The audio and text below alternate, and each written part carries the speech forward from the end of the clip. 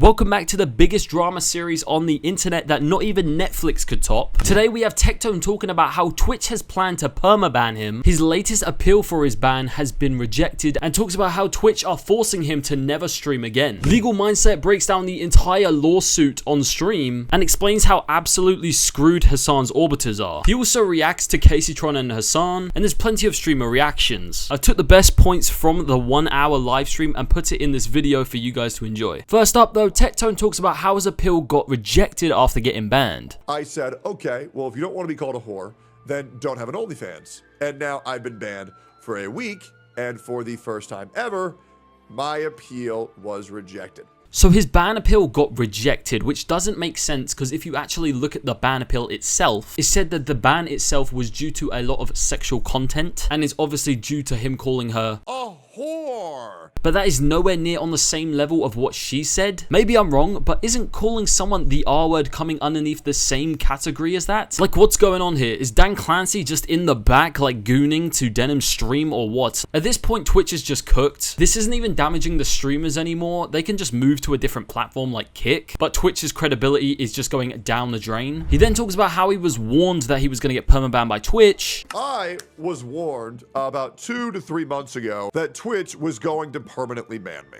I think they realized that if they were to flat out ban me, then it would look very, very, very sus. Could you actually imagine they just want to permaban someone off their platform? If you're looking at this at a non-biased perspective, this is probably the way to do it. Just keep banning the same person for any reason you can come up with, and then eventually you can say we're gonna permaban you. And the funny part is you got people like Frogan and Denim saying that everyone's a loser who's attacking them, but the only ones that are losers are the ones that are literally protecting them working at Twitch. He then talks about how close he is to a permaban. I believe that I only have one other ban option left, which is 30 days. And after that, if I get banned again, I believe I'm going to be permanently banned. He explains he's only going to use Twitch for sponsorships in the future, and explains there's a rat working for Twitch who's basically got it in for him. Everybody can smell a fucking rat, and Twitch, you will get what's coming to you.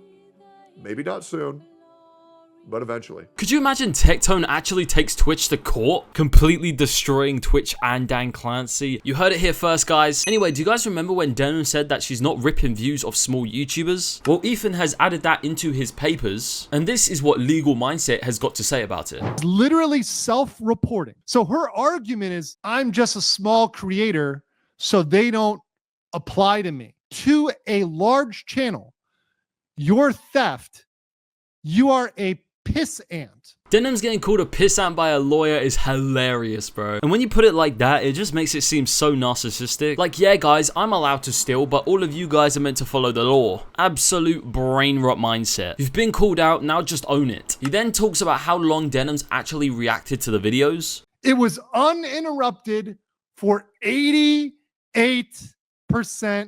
of the time. I have not watched the Denim's video, but that is absolutely cooked. I mean, I now move my percentage for Denim's losing above 90%. Bro, hearing this from an actual lawyer is just music to my ears, man. It's just great once to hear someone say that this is wrong. Except this time in the courtroom, she's not going to have Dan Clancy in the corner standing up for her. Anyway, he starts to talk about the snark Redditors. I think these mods were speaking very freely in their DMs and their messages, etc., other places, and all of that is subject to discovery. And all these DMs and messages and emails between these moderators being subject to discovery, which means Ethan Klein is going to get them, and ultimately we the people, we the public, are probably going to get to see some of those.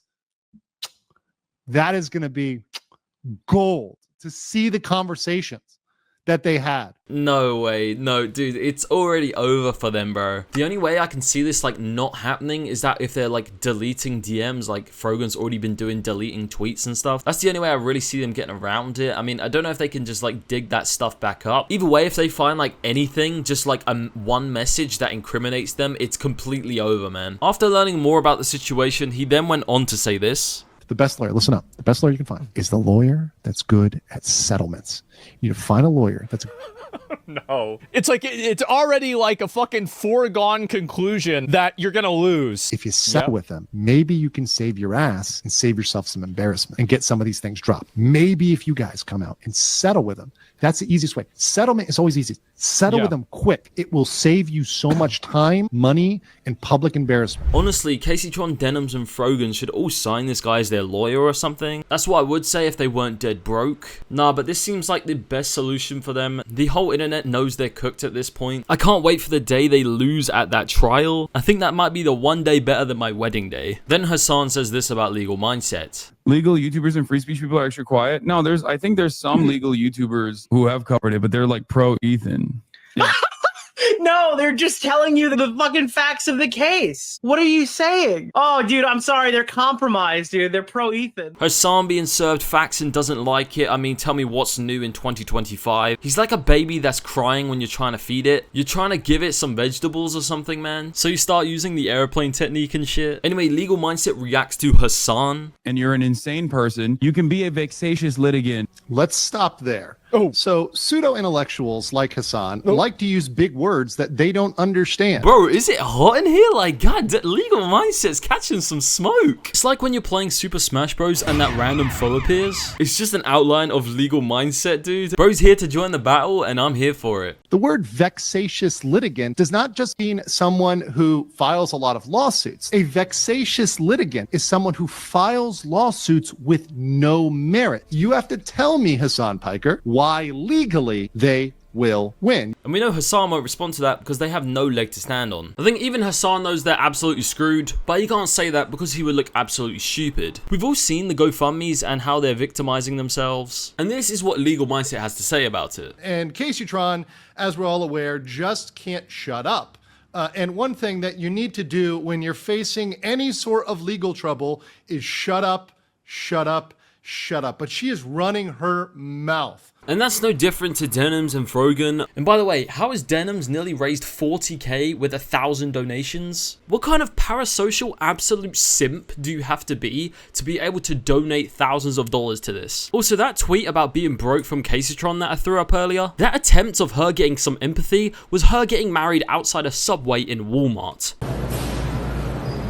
I love you, baby. Ew, that was disgusting, dude. Bro, somebody save the dog from the cringe. He has to see this every day. The top comment says, how are you going to afford a wedding with all those legal bills? Dude, I can't, man. Anyway, her GoFundMe has raised over $41,000, and Frogan's has also raised another $33,000. Bro, where are people getting this money from? That's over 100 grand. You know, it's bad when I'd rather burn my money than donate to this. But only time can truly tell if H3H3 wins the lawsuit and the Orbiters raise enough money. If you enjoyed the video, make sure you leave a like and comment what you think in the comment section below. And subscribe before you find your dad being a tier 3 denim subscriber. Goodbye.